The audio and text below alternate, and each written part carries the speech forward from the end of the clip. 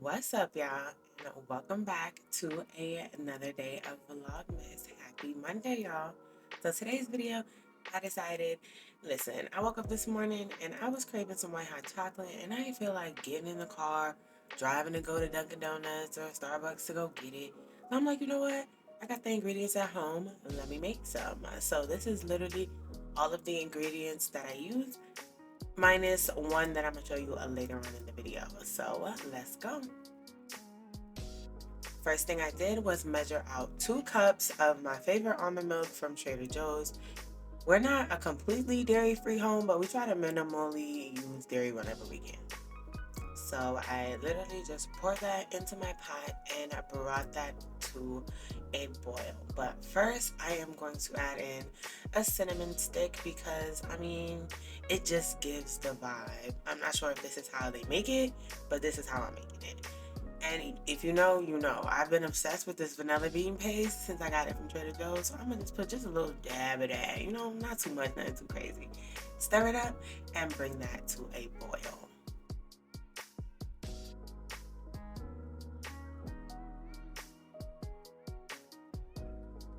Alright, so I think it's important for me to stop y'all right here and let y'all know. This is where I went wrong. So this is kind of gonna be like a fail video, but I promise I'm gonna redeem myself in the end.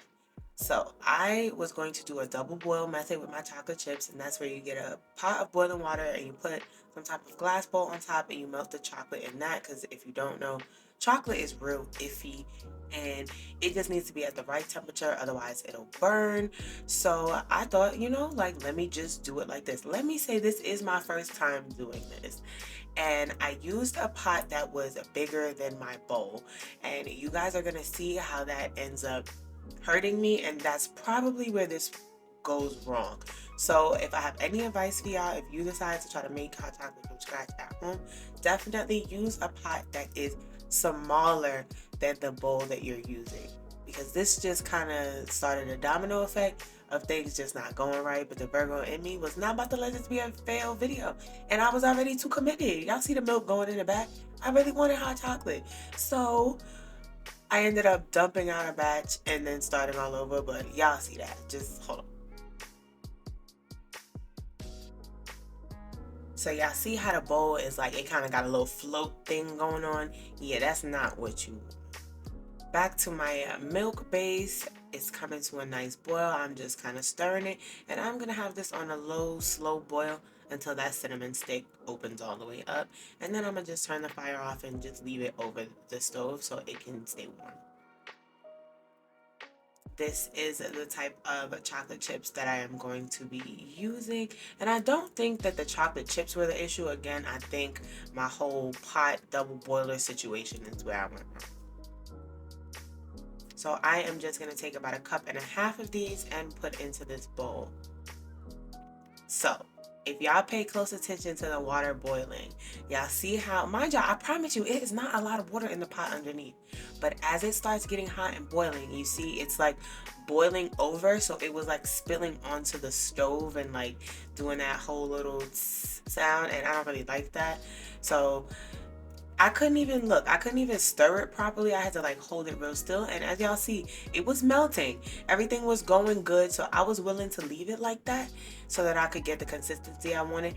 But I kept stopping and taking the chocolate off because the water was overflowing. So I kept taking water out of the pot.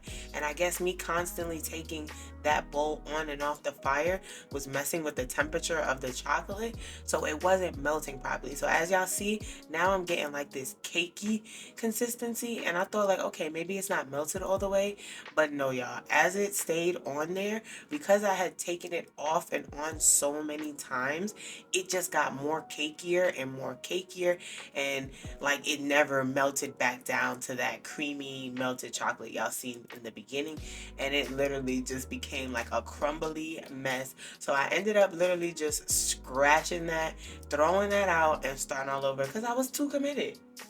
Look, like if y'all look how crusty that bowl is. That is what the chocolate was doing. So here I am using the last bit of chocolate chips to try again, and as y'all see, it is a much smoother consistency. I did not take this chocolate off of this like boiler at all. And as you see, I'm using a different pot underneath, a smaller pot than my bowl, so I actually have space to stir it. And then I'm just spooning in some of my milk mixture and stirring that up as I go. Again, don't use a bowl that's bigger, and don't use a pot that's bigger than your bowl, and don't keep taking the chocolate on and off because it will mess with the temperature. So as I spoon in that milk mixture, I'm just constantly trying to stir it to keep it moving, because y'all, like, baking is a whole science. And yeah, so I decided to spice it up just a little bit and use some of my coffee kind of, I don't know what you would call this. I don't know if it's a creamer or what, but it's hazelnut flavored. And I know it looks yellow. Don't worry, y'all. That's literally just the top layer. When I stir it up, it's not gonna look like that. And then, since I'm making white hot chocolate, I had a little bit left over in my coffee station of this white chocolate syrup. And I'm like, you know what? Let me just use it all in this to give it that extra chocolate flavor, since now I'm using less chocolate on this second batch.